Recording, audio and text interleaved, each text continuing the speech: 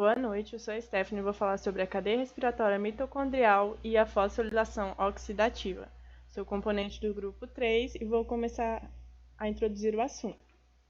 Então, ao apresentar esse trabalho, vamos abordar a conceituação, a divisão, a função e a atuação da respiração celular, que é um processo em que as moléculas orgânicas são oxidadas e ocorre a produção de adenosina trifosfato, a molécula de ATP, que é usada para suprir as necessidades energéticas dos seres vivos.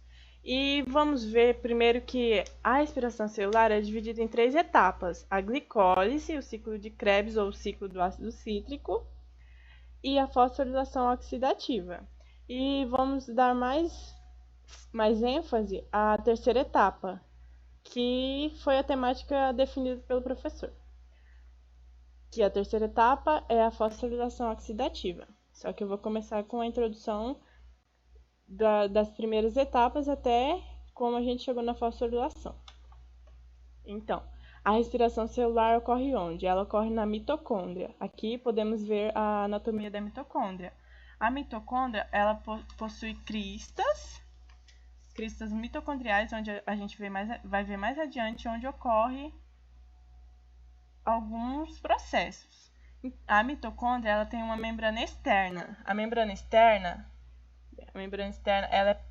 ela é permeável, que permite a maioria dos metabólitos. Já a membrana interna, ela é seletiva. Seletivamente permeável, no caso, né? Só entra quem ela quer. Então, a respiração celular ocorre nas mitocôndrias em processo de oxigênio. Ela é um processo aeróbico, que necessariamente precisa ser na presença do oxigênio. E a célula obrigatoriamente precisa de glicose, né, para manter seu funcionamento. E ocorre da seguinte forma: a mitocôndria ela quebra a molécula de glicose e introduz oxigênio no carbono para capturar sua energia. As etapas básicas da respiração celular é a primeira etapa glicose, a segunda o ciclo de Krebs ou o ciclo do ácido cítrico. E a terceira, que é o nosso foco, a fosforilação oxidativa. Então, a glicose ela consiste na transformação de uma molécula de glicose em 2 moléculas de piruvato. E o processo de glicose ocorre em uma sequência de 10 reações químicas, que eu não vou citar as 10 aqui, mas elas podem ser divididas em 2 etapas. Aqui ocorre a quebra, como eu já disse, né? Ocorre a quebra da molécula de glicose, formando 2 piruvatos, o processo anaeróbico, que não necessariamente precisa do oxigênio, e ocorre no líquido citoplasmático, também chamado de citosol. Aqui é um mapa conceitual sobre a glicólise, né, para ficar mais fácil o entendimento. A glicose é a primeira fase, como eu já havia dito. A respiração celular é o processo em que se gera energia a partir da degradação da matéria orgânica, como eu também havia falado. E o fim de todo esse processo regenera o ATP, que é o foco da respiração celular. A adenosina trifosfato ela pode ser quebrada em adenosina difosfato e fosfato inorgânico, né? Então eu vou na primeira etapa aqui eu vou ter a formação de duas trioses, que se caracteriza como uma fase de gasto energético de 2 ATPs. E aqui na segunda etapa vai ocorrer a utilização das moléculas de trioses, com o objetivo de produzir 4 ATPs, além da produção do NADH e do piruvato. E no final da segunda etapa, a gente vai ter o saldo de 2 ATPs e 2 de piruvato. Mas por que 2 ATPs? Porque na primeira etapa a gente perde 2. Então, como a gente tem 4 ATPs e perde 2 na primeira etapa, fica 2 moléculas de ATP. Tá. Aqui, né? A estrutura química da glicose e de 2 moléculas de piruvato. Tá. O que acontece aqui?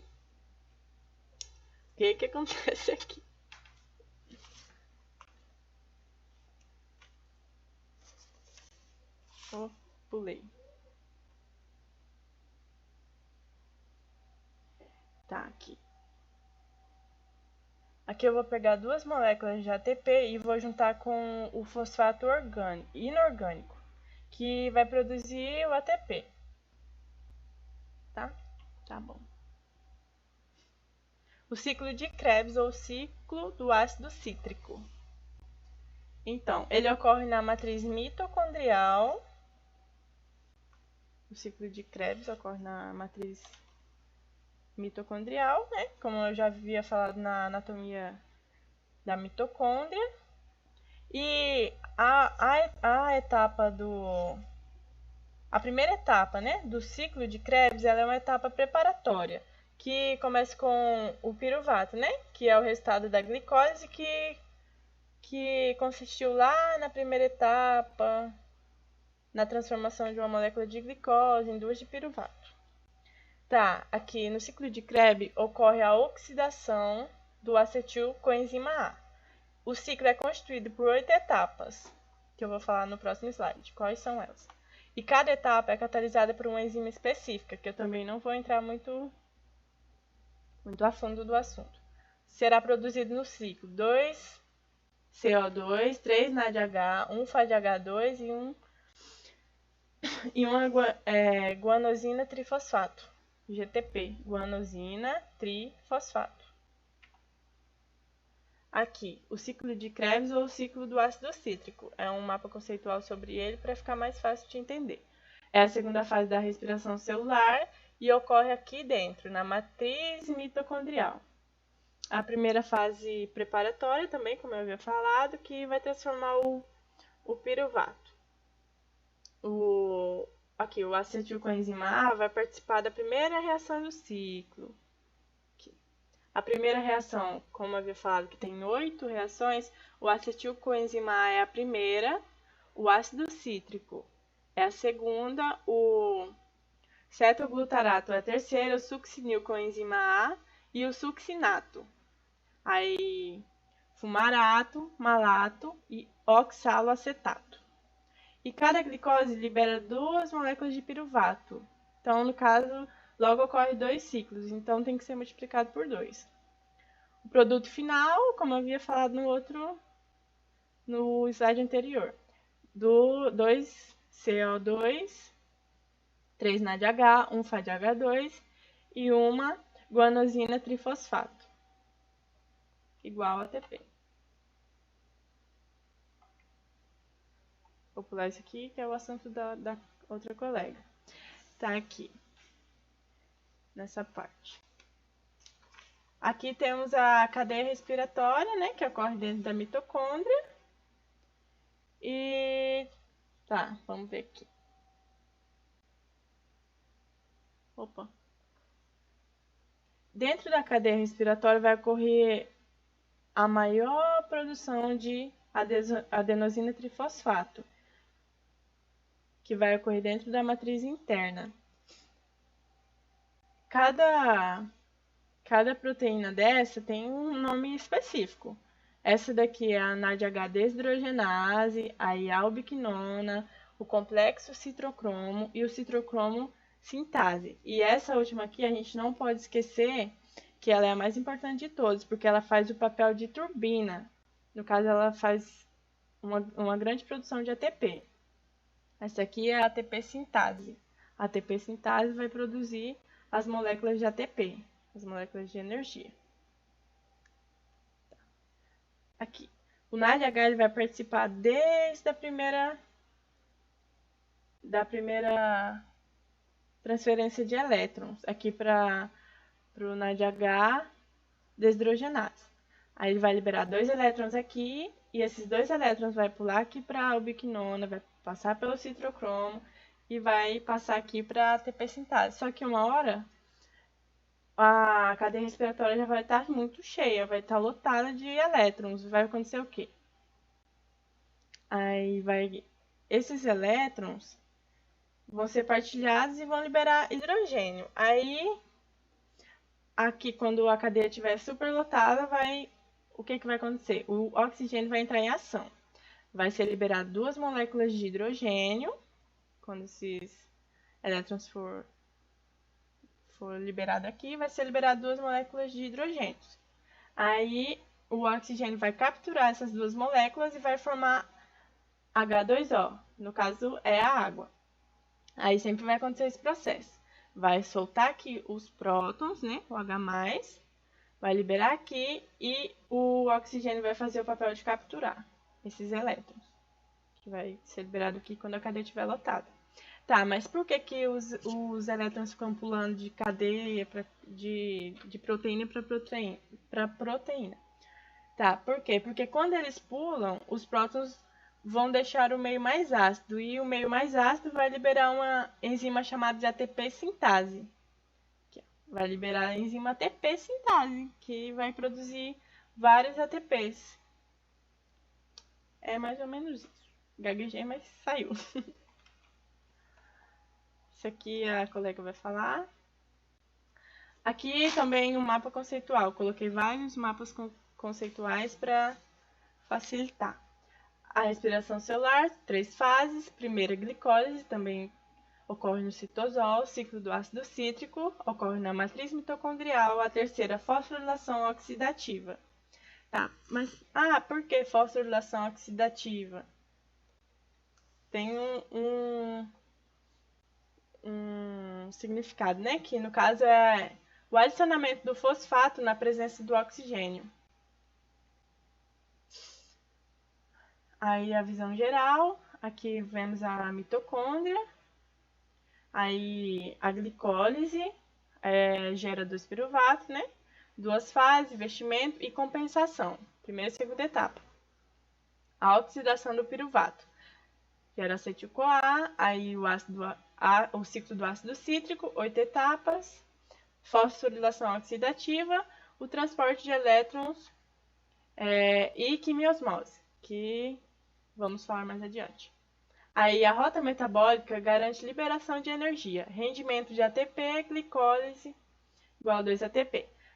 Ciclo do ácido cítrico, 2 ATP, fosforilação oxidativa, pode ter cerca de 26 ou 28 ATPs. Mas também alguns livros entram em conflito sobre esse valor aqui. Só que a média é de 30 a 32 ATP, de máximo por molécula de glicose.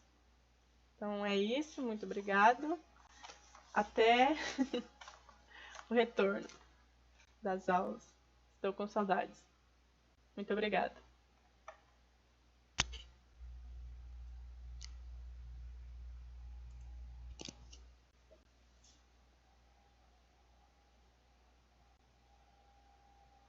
Sou Kiev Nicole e falarei sobre cadeia respiratória, ou também chamada de cadeia transportadora de elétrons. Essa última etapa da respiração celular ocorre na crista mitocondrial, ou também chamada de membrana interna, que está localizada aqui na mitocôndria, nessa parte mais clara, e a membrana externa seria essa parte mais escura da mitocôndria. Como eu já havia dito, é a terceira etapa da respiração celular, e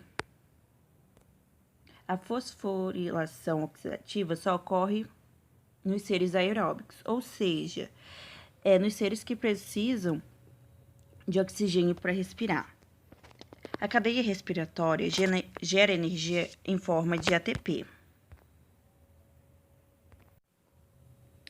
E esse ATP é produzido através dos elétrons transportadores NADH e FADH2. E eles, para gerar essa energia, entra o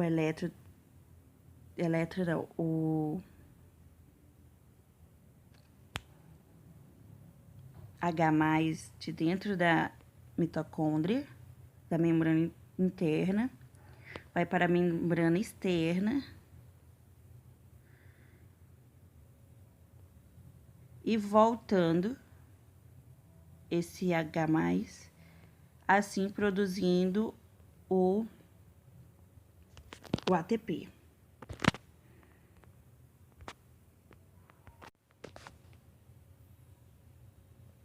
O NADH e o FADH2 são transportadores intermediários de H+. O NADH bombeia íons da membrana interna para a membrana externa, como eu havia dito anteriormente.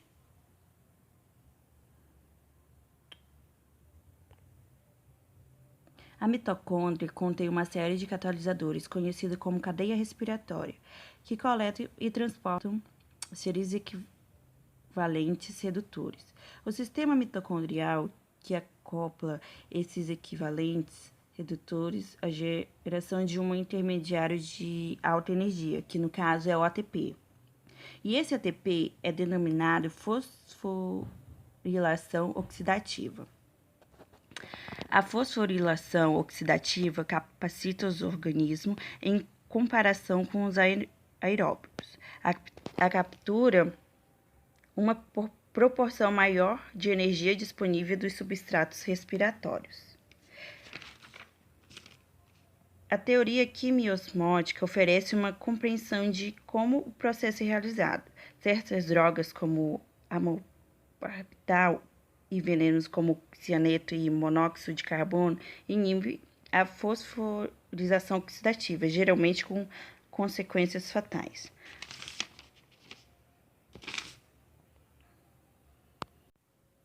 Ou seja, o ATP ele é essencial para a cadeia respiratória, que no caso é a fosforilação oxidativa. Meu nome é Camila Nunes e eu vou explicar um pouco sobre o processo que ocorre na cadeia transportadora de elétrons. Tá. Esse processo, ele inicia com a chegada da molécula NADH e do FADH. Essas moléculas, elas transferem os seus elétrons, e esses elétrons, eles são provenientes das etapas passadas da respiração celular, que, como foi explicado anteriormente, né, é a glicólise e o ciclo de Krebs. A cadeia transportadora de elétrons, ela é constituída por moléculas carregadoras de elétrons, que são essas que estão em laranja. Voltando lá para o NADH e para o FADH, as moléculas de NADH, elas transferem os seus elétrons para a primeira enzima, que no caso é essa aqui que está com essa verde. E as moléculas de FADH, elas transferem o seu elétron e o seu próton, né, para essa molécula carregadora de enzima. Esses elétrons, eles passam de enzima para enzima, né? Como pode se observar aqui, as moléculas transportadoras de elétrons, elas levam os elétrons da enzima 1 para a enzima 2, para a enzima 3, até chegar na quarta enzima. Durante esse processo, em que os elétrons eles estão sendo transferidos de enzima para enzima, ocorre também o bombeamento de prótons de hidrogênio. E quando esses hidrogênios eles são liberados pelas enzimas, eles ficam acumulados aqui no espaço intermembranoso.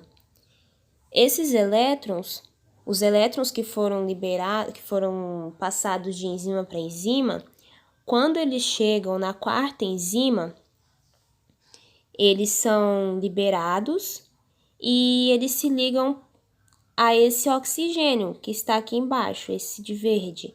Eles se ligam a esse oxigênio e os hidrogênios que estão acumulados aqui em cima, falando de uma forma bem resumida, porque essa parte vai ser explicada de uma forma mais detalhada, esses hidrogênios, eles passam por essa enzima, e essa enzima ela funciona como uma turbina, pensando assim, funciona como uma turbina geradora de energia.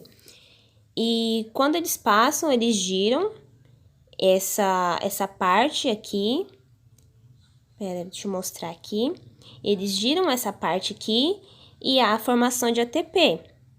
E como esses hidrogênios, eles não podem ficar livres aqui, eles são atraídos pelo oxigênio e há a formação de água.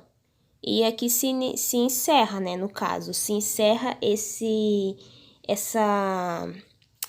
essa etapa, né, no caso da fosforilação oxidativa. E se inicia novamente com a chegada, né, do NADH e o FADH. E assim vai se repetindo, né? Os elétrons são passados de enzima para enzima, a liberação de prótons, né, para o espaço intermembranoso, e eles passam por essa enzima, a criação de energia, né, no caso, que é necessária, e a formação de água. E isso vai se repetindo várias e várias vezes. É isso.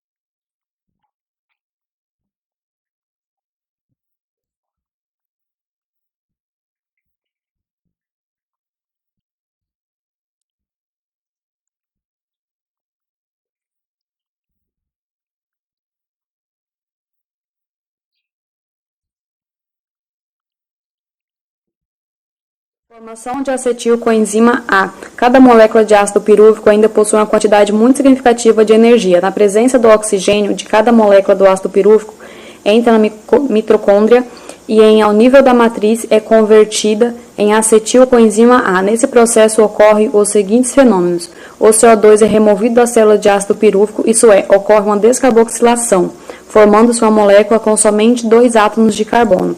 Cada uma dessas moléculas de 2 carbonos sofre uma oxidação, formando-se NADH. No final, forma-se a molécula de acetil coenzima A. O processo que transforma o purivato em acetil coenzima A se chama-se descarboxilação oxidativa, em que um grupo de carboxila é retirado e liberado o CO2. A transformação de purivato, que se encontra no citossol, em acetil coenzima A, se dá na mitocôndria. A formação de acetil coenzima A é catalisado por um complexo enzimático, chamado de complexo purivato desidrogenase, que é formado por 5 coenzimas e 3 acetil coenzima A provém do metabolismo dos carboidratos e dos lipídios e em menor proporção do metabolismo das proteínas, as quais, assim como os aminoácidos, podem alimentar o ciclo em outros locais, diferentes que os do acetil. A acetilcoenzima A participa como intermediário do ciclo de Krebs, pois ao condensar-se ao oxaloacetato forma-se o citrato. É nesse ciclo que o acetilcoenzima A será totalmente oxidado a CO2, paralelo à produção de coenzimas reduzidas. Com isso, podemos afirmar que a acetilcoenzima A é um composto intermediário-chave do metabolismo celular. É uma ponte intermediária entre o purivato e o ciclo de Krebs. É o resultado da oxidação total das moléculas orgânicas como purivato, ácidos graxos e aminoácidos. Olá, professor. Eu irei falar sobre a quimiosmose. Peter D. Mitchell, ou é Mitchell, eu não sei como é a pronúncia correta, ele propôs a teoria da quimiosmose no ano de 1961. Ele sugeriu que a síntese de ATP em células que respiram vem do gradiente eletroquímico, através da membrana interna de mitocôndrias. Na membrana interna está presente a ATP síntese, que atua na produção de ATP. A ATP síntese promove o retorno dos prótons na membrana, liberando energia e usando para a produção de ATP por meio da fosforilação do ADP. A fosforilação oxidativa produz um saldo energético de cerca de 26 a 28 moléculas de ADP. Íons H+ são bombeados da matriz para o espaço. Eles são lançados no espaço pelos complexos. Os íons são bombeados da matriz para o espaço. Esse espaço entre as membranas mitocondriais interna e externa, né? São lançados aqui pelos complexos. Aí eles se acumulam no espaço intermembranar, formando um gradiente eletroquímico. Bem aqui em cima eles formam um gradiente eletroquímico quando eles se acumulam. Aqui eles se acumulam aos montes até formar um gradiente eletroquímico. Na membrana mitocondrial interna, íons H+ têm apenas um canal disponível, uma proteína transmembranar conhecida como ATP síntese. Essa proteína transmembranar aqui, ela é a ATP síntese. Por ela, esse gradiente aqui esse gradiente eletroquímico aqui transporta o íons H+ aqui para baixo, de volta para esse espaço aqui. Conceitualmente, a ATP síntese se assemelha a uma turbina de usina hidroelétrica, só que ao invés de ser acionada pela água, ela é acionada pelo fluxo de íons H+. Eles vão se movendo a favor do seu gradiente eletroquímico. Daí, à medida que a ATP síntese transforma a energia, ela catalisa a adição de um fosfato ao ADP. Aqui, ela adicionou o fosfato ao ADP, capturando a energia do gradiente de prótons na forma de ADP. Então, basicamente é isso. Ela adiciona o fosfato ao ADP, fosfato aqui ao ADP, capturando energia, transformando em ATP. E assim ocorre a síntese do ATP. A quimiosmose ela é responsável por mais de 80% do ATP produzido durante a quebra da glicose na respiração celular. Então, basicamente, seria isso a teoria da quimiosmose.